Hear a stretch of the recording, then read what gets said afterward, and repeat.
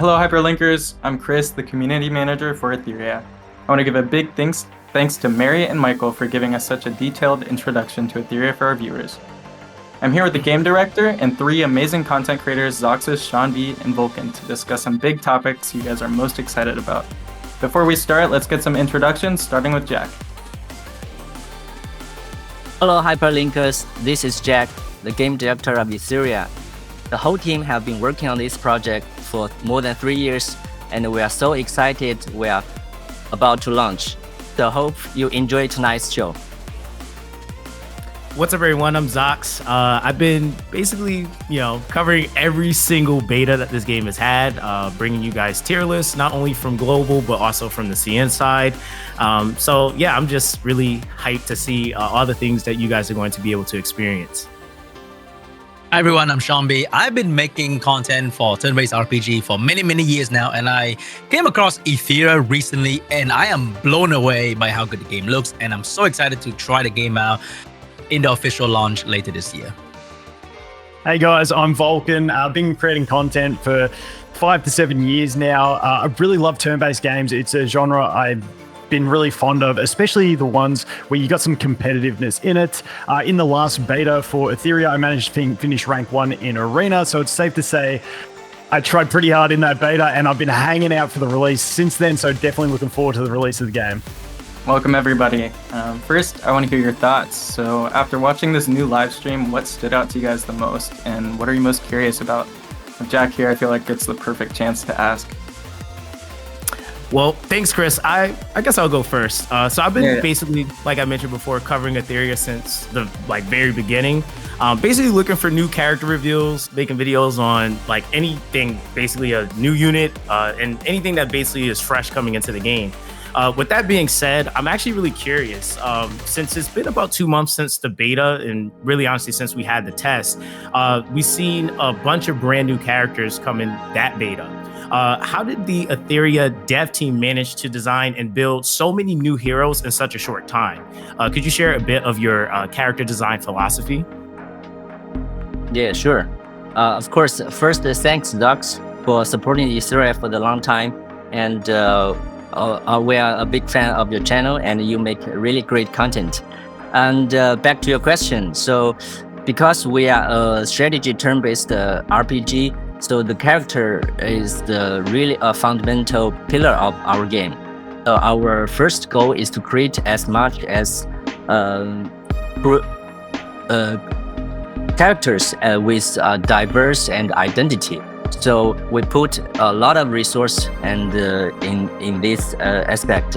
So we created more than 3 pipelines for this character design. So from the creative design and the concept design, 3D modeling, and the rigging animation of all this stuff. So there are multiple pipelines running. So actually, when you see this new character release, actually there are already several characters already start in working in process. So that's why we can manage to release so many characters, and in the future we will release more characters that will bring new experience to the game. Well, thanks, Jack. Vulcan, do you have any questions on this topic?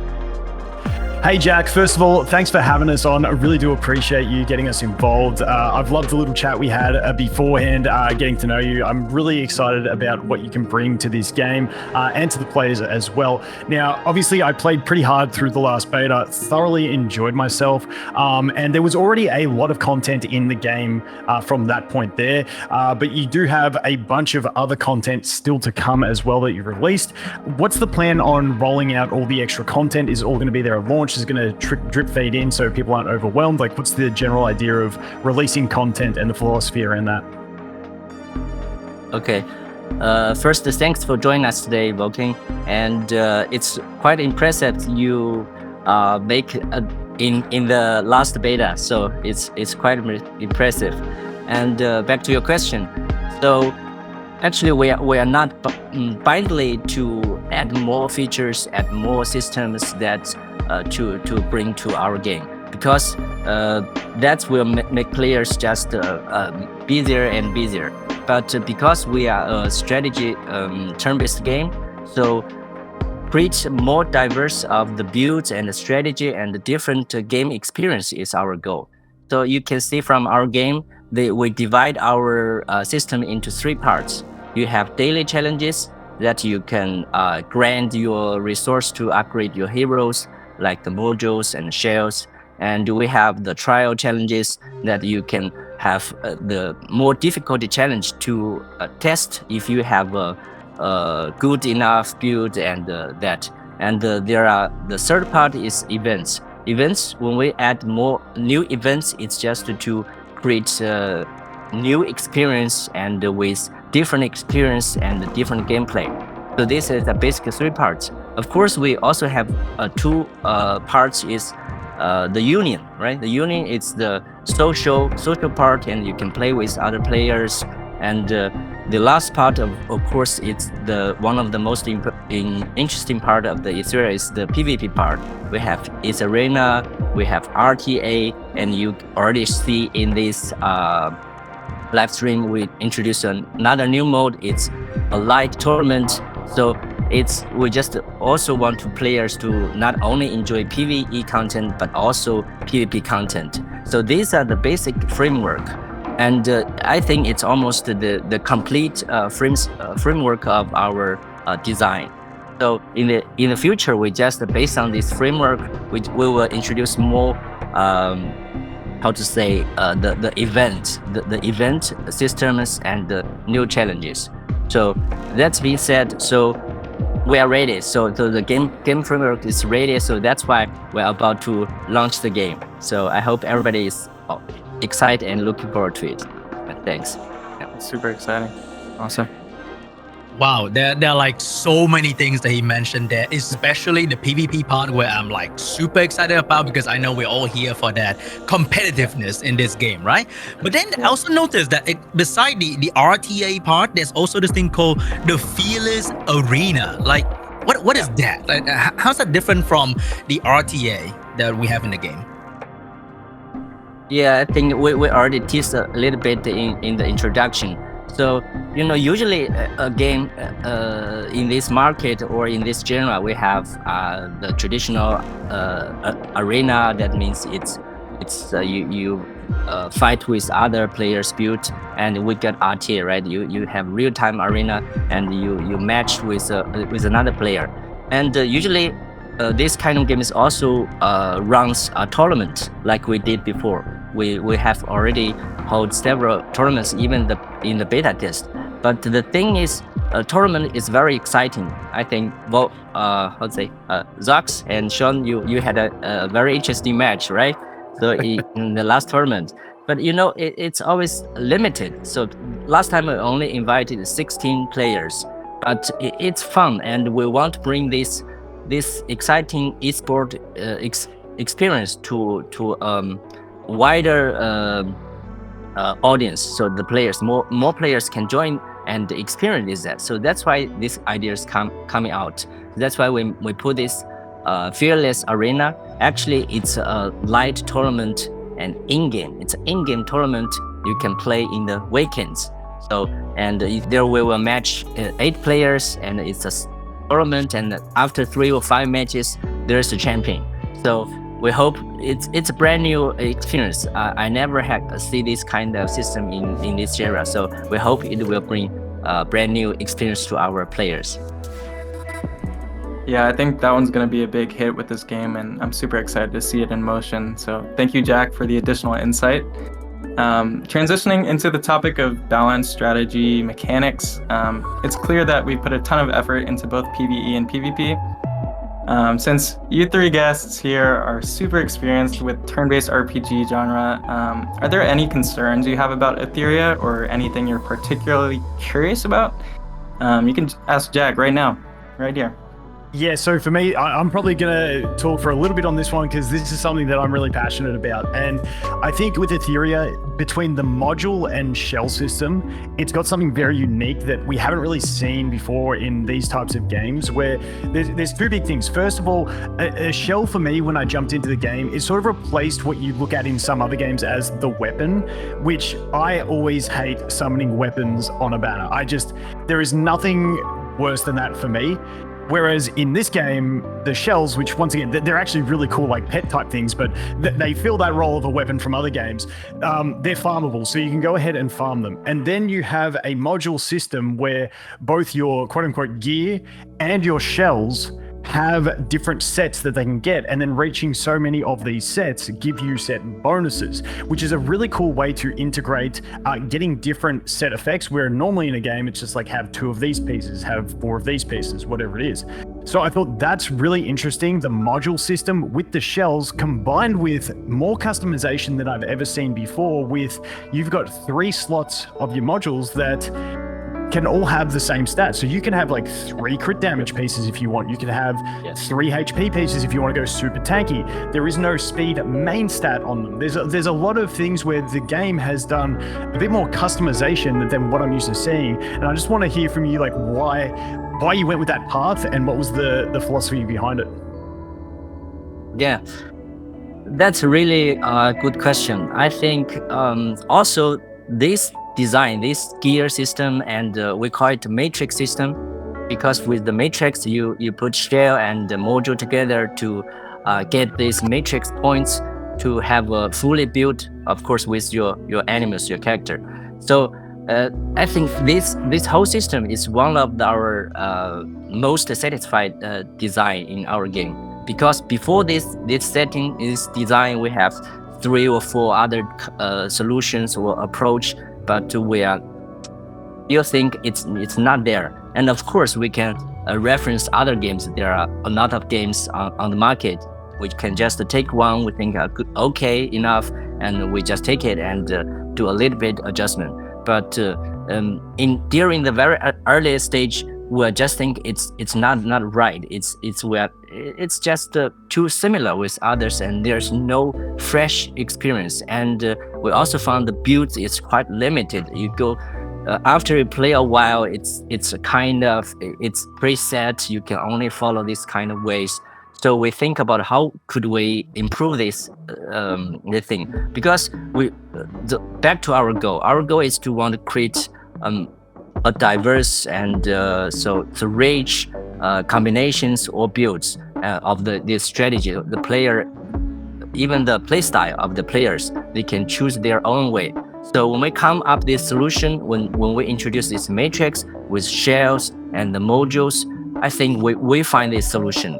You can say if in the end game we have more than 50 animals, we have more than 20 types of modules, and we have more than near 20 I would say shells. With this combination, of course you may think a little bit complicated for beginners, but when we design a game, we will design for the end game, and we will introduce these systems one by one, step by step to the players, and they will get familiar with it and learn it, and with a learning curve. And in the end, we hope in the end everybody get familiar with this, and they can have more choice and more diverse of the builds, then make the game really fun, not only in PvE but also in PvP, especially also in the real-time arena, so RTA. And then we can have really interesting matches. So that's our goal. Yeah, I honestly, I have something that I want to actually piggyback off of, because we are obviously talking about like relics and cores, and I think that kind of like leads into like the idea that this is a really deep progression system.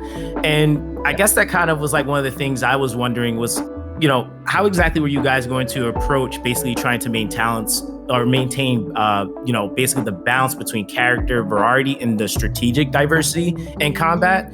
Because I think one of the things with a lot of PvP games is that, especially when you, I guess, have both PvP and PvE, but seeming that we're kind of leaning more towards the PvP side, like that's something that you really want to always kind of like try to maintain like player interest, but also like what matters to that specific type of game mode. And I guess kind of a double or stat question there. How do you also plan to add future characters? Like, is it going to be according to character that's currently destroying meta right now, or is it be just something just completely fresh that creates its own meta? And I think the last part I want to add to that also is how often can players actually expect to see characters added as well? Okay. Yeah, it's a really challenging question, and it's a challenging task for us because balancing is crucial in this kind of game. If you lose balancing, and then you lose, the diverse of the builds, and then the player will have the similar play style. They will find the jack of all trades heroes, or they will find the best team set, and then they will break down all these systems. Or if you see in the arena, everybody selects the same hero, it will be super boring, right? So that's there are two goals. So when we design a new character, we just want to have, for each character, we want to have its own place. So its place means some character may be more suitable for PvE content, or even specific bosses, like it's single target, some is more stronger in AoE like that. But the thing is, we have more than 50, even in the future we have nearly 100 characters. We hope each character has its own position. That's important. It cannot be replaced by another one, and then it has its own position, then it's useful in this whole system. But the thing is, we also have to, when we want to make sure it's balanced in PvE, that's easy because we have all these systems, and PvE, it's this status and all this difficulty is set. It's not always changing. So we can use our tools to test all these characters, if it's OP, or if it's if it's too strong, too OP in multiple systems. It's easy to handle. But when we're back to PvP, it's a little bit challenging because when we go to, we just mentioned before, we have so many different kind of builds and possibilities. So that's why we need some tools. We had an AI-driven testing tool, and when we design a new character, we will put in these tools, and then they will automatically run thousands of games with millions of combinations and fight each other, and then they will summarize some reports, and our balancing designer will check this report regularly and see if the new character is OP or not. And then, of course, we will also, based on our own experience, all these designers, they have to play themselves, and we internally we play all the days, and to not only trust only the data, but also the feelings when you play and play with each other and play with the PvE content. So we in summarize, we just want to put so many energy on that. We just make sure it's really balanced, and of course we hope to back to our goal. We want to keep these builds and the gameplay. It's really diverse and with more strategy thinking and possibilities. Yeah. Hope I answered your question. Yeah. I'm very glad to hear that there are tools behind the scene to allow the dev to play the game, to test with so many combinations to keep the character balanced. But with that amount of game content, and also in the future we're releasing so many new characters all the time, how do you make sure that all these characters will stay relevant throughout the time? Because in game like this, we know that newer characters get stronger and stronger and stronger, while old characters stay irrelevant. So is there a plan for balance patches, or just adjustment to the character to allow them to stay relevant in the future? Yeah, I think what you mentioned, it's the general market is doing, right? So we see a lot of games when they release a new character, it's the must-have, and you have to, because it's always in the feature banner. So it's business. We understand, but we think a little bit different, because in our system we are not only PvE game. We have PvP. If we do this way, it's really hard. It's a really huge pressure for the players. They have to purchase chase the new characters every single time. I think even we are players, we play other games. It's a huge pressure for us. So we think it's what is better with is we create a cycle. It's a cycle means it's a counter cycle with different builds. So it can't say, oh, this build it's the best and you must have. You can choose your own play style. Like we said, if you want to play really tanky, you don't need to chase the speed, right? You don't have to the first speed, and even there's a high speed hero, you don't have that because your playstyle is tanky. You just need more HP and even like that. And another thing is we want not only this SSR or feature banner heroes is the most powerful. You can say from the last betas, a lot of SRs, even in these tournaments, a lot of SRs are very useful, I would say, with some characters, of course. When they create a build, even some SRs are the key roles for this build. So in this way, we want to get less pressures for players. They are easy to create a build they want, and they can even beat most of the PvE content, and then even in the RTA and other arena, they can also play with other players because the counter is not simple, stronger the best. No, it's a counter circle. So we have different builds that counter each other. So I think that's our design philosophy, and so no worry about the unbalance of the new heroes. But of course, bring new heroes is always our goal. As I said, we want just the new hero or new characters. It's just new experience or new builds. It's not that stronger. It's new. It's different. So I think that's our way. Yeah, one of the big things with this game that I think will be a key strong point here is the idea of the cycle that you talked about. You know, with every animus having like a different position in the meta, I feel like we're gonna see like an always evolving meta where people are like practicing different strategies, and you know, we'll find out that, oh, one little strategy works on this character super great, and then it shifts everything, and then a new character comes out and then things start to shift again. I think there's just a lot of variability here with the matrix system that you talked about, and having a cycling meta like that is what's going to make this game great. Yeah. All right. Anyways, that's our goal. So playing off of that, let's address the question that many players are most concerned about. All of you guys have played many gacha games, so what frustrates you the most? I'll kick it off. So with this one, and I'm going to reference the knowledge I have from the beta, because it really frustrates me when we have the 50-50 system in summoning. I mentioned earlier, I hate weapon banners.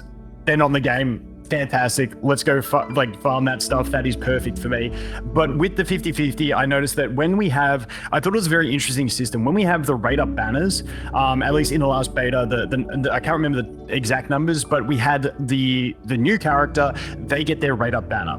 Now, you don't have a soft pity, and it's a higher pity, and I believe it was around 100. But if you get a, what do we want to call it, 5-star SSR, I can't remember the actual terminology, I apologize. But if you get the high rarity character, there's no 50-50. You get that character that is on the banner, that is it. Whether you beat the pity or not, so you can do a 10 pull, you get lucky, you know you're getting that character. I think that is a fantastic system. And I absolutely love that, because that covers one of the big pain points for a lot of people. At least if you're planning out, you know, okay, this is exactly how much I will need, and it's reasonable, and if I get lucky, I will get it beforehand. But the other thing that we had was even the rate up banner characters in the beta were in the standard banner, which the standard banner has a lower pity, it has the soft pity, but obviously you don't get to choose who you're going for, so that's the trade-off there. The one question that I had from that beta, because, you know, sometimes in beta you're only getting the one character, so it's not a new release, is when a new character releases, how long before they go into the standard banner, not just their rate up banner?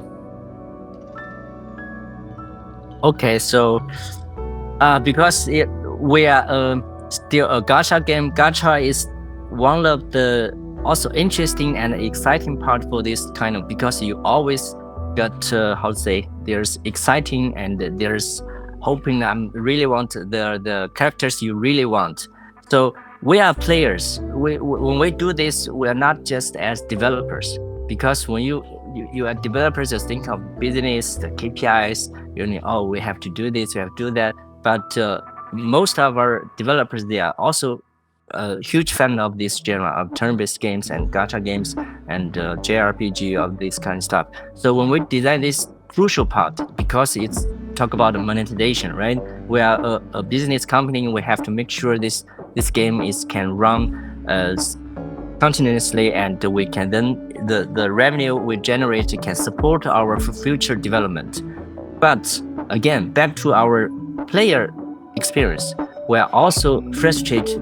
We still frustrated when we pull in some other games when you get this 50-50. So like you said, so that's why at first we just decide to totally remove that.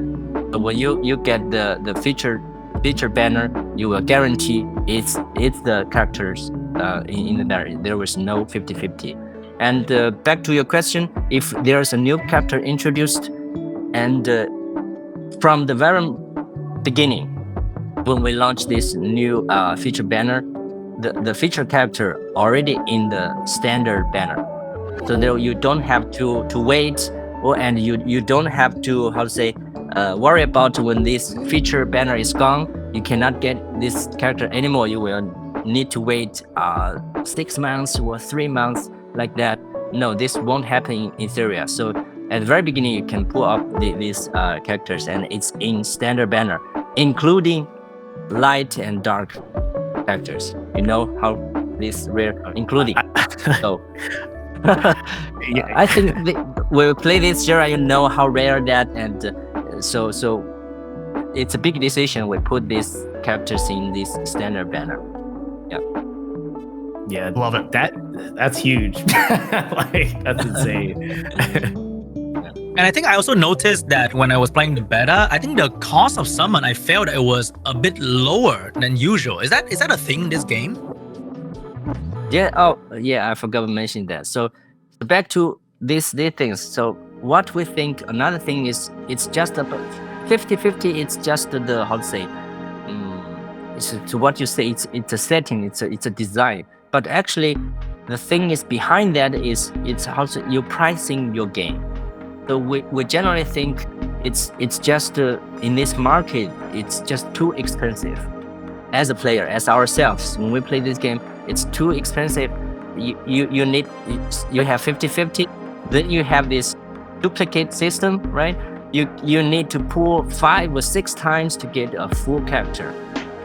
So this you can see in Ethereum, we don't change this, but later one it's separate. No, it's not separate. It's behind this. It's just we think it's just too expensive. So we did several things to reduce the cost of the players to make this game play affordable. So one thing you see is we remove the 50-50 system. Another thing is we put this high rarity, even the featured characters into this standard banner. We let these free-to-play players can easily get them by lucky or by hard working to collect more these free resources. And another thing is we reduce the price. So I think it's a standard price is 160 gems or crystals or any other in other games, but we reduced it to 100. That's already a huge discount. So in one pool, you only need 100 crystals in our game. And another thing is, we had a lot of season also give quite a lot of free pools, we call it animals prototypes and crystals. So the thing is, we just want to be more free-to-play friendly. We hope a lot of players, if you love our game, you can support us. Of course, then we can create more content for you. But we also, in general, there are the free-to-play players are even larger audience base. So we know that, and so we want everybody to enjoy our game. So we want these players to have a better experience. So we made these several changes. So that's what we think about this gacha in general, or the price in general. And if I can, I just wanted to zoom in on one thing there, which was the light and dark units. are also in this. Like, so you have a rate up banner for normal elements and then light dark. I'm just going to refer to them as light dark for this. And then you also have a standard banner for the normal elements and then light dark as well. But you can still get those light dark units from the standard element standard banner, which I couldn't believe it when I got my Lily in the beta from that banner, because that's a massive thing. Like, you don't see that with light dark units typically in these style of games. And on top of that, like, the fact for those playing at home, like, this is going to be my strategy as I'm known as the free-to-play sweatlord. When you're getting into the game, and I love that every character goes straight into the standard banner. And so if you're starting even a bit later, but even at launch, you've got those cheaper summons on the standard banner with a lower pity and a soft pity, which makes it a lot easier to get more high rarity characters. So you can put your emphasis there to build out your roster and then start targeting new characters as they come out. And you can do that because of the system of everyone going straight in. Even if you start a bit later, you still have that option to get a really good roster of characters from just using that standard banner. So I think the playoff between the standard and the rate up is a really, really strong thing, even for the longevity of new players coming in. And think about the thing is very the dupe system, right? Duplicates. So in theory, you only need one, and 5 is different. You need 5, it's 5 times more expensive, right? So when you get 1, you get unlock the full mechanics. You only need the in-game free upgrade resource to upgrade the skills, and but the mechanics of the skills, it's already there. You only get 1, it's enough. I think that's also a big decision, but we hope it will create a better experience for players in general. Yeah, definitely. I think that is a pain point for a lot of players in gacha games, especially recently, where it's like, oh, if you want to, like, this, you can get this character, but if you want to play them the way they were intended to be played, you need to actually get 3 copies of them and their weapon, and it's just not feasible. When I looked at the duping system on my first stream when I played Etheria, I was like, no way, these are just very simple stat increases. So there is a benefit to it, but it's not like a benefit that changes the gameplay that you're going to experience with that character, which is a really big thing. And I'm sorry, but I'm just on a rant here, so I'm going to keep going. The other thing that you mentioned was one of the biggest things is the no more leveling up fodder characters to feed to increase your star rankings of your characters. Like, that is a big thing, because often in these style of games, half the time you spend is just repeating campaign stages just to level up that fodder, which, you know, has its purpose, but it's a bit tedious and it's not as exciting. Whereas in Etheria, all those materials to keep upgrading your characters are given through events, in-game systems, the quote-unquote tower mode, all that sort of stuff. That's where you can get all those things, and it came at a pretty decent rate. You can also somewhat farm them in the experience stage if you want to as well, and then use them to fuse up as well. So there is that option if you're really desperate to get a few up.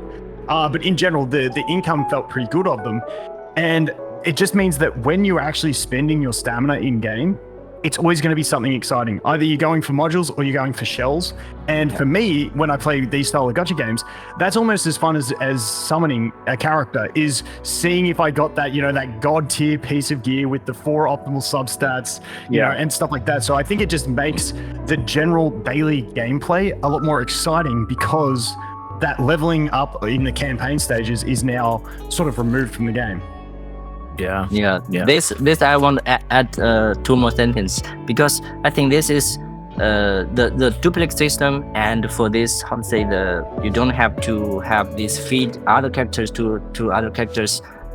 This kind of setting is from the community, because they talk about and give us feedback times to times. Oh, you shouldn't do this. You shouldn't do this, because a lot of people are talking about this. We think we really take it serious, and it's really the painful experience when they play other games. So as a game release in 2025, so I think the thing is we want to create just a better experience. So we hear from the community, and we make these 2 changes. And we think it's, even for ourselves, it's much easier, because we also play that it's really a long time just obviously leveling up these other characters. It's not fun. It's just not fun, right? So we hope to take this chance to thank the whole community, the players who support us for the long time, and we hope in the future when we release, you support us and give us feedbacks. We have our community manager here, and in our community you can also give all these feedbacks, and we will listen to you and take your suggestions seriously, and we hope to improve the game together. Yeah, I think a lot of this stuff just makes this a great experience for new players. Like as we talked about, like when you're introducing a game to your friends that you're already like a year or two deep in, and like you're like, oh, they don't have all the characters, they can't do anything. I just think it's going to be a great opportunity to build a long-lasting like core community, both of free players and paid players. And for competitiveness and all these tournaments coming up, I think that's going to be the key highlight here. And just having a core community that we can build and grow like that is going to be huge for this game, and I'm super excited. Cool. Well, thank you guys so much. We really appreciate your time. There's been so many great questions going on, and thank you, Jack, for being so transparent about everything. We're all super excited. So just letting you all know, Etheria will launch officially on June 5th. Make sure to pre-register for the official launch, and that'll be live across all major game stores. You can access the official Etheria website to pre-register on whatever platform you prefer, and you'll have access to some unique rewards and some codes on top of that when you register. So there's a lot waiting for you guys. Just make sure you stay tuned to the website and our social media pages. So goodbye, everyone. Thank you so much for your time. It was really fun talking with you guys.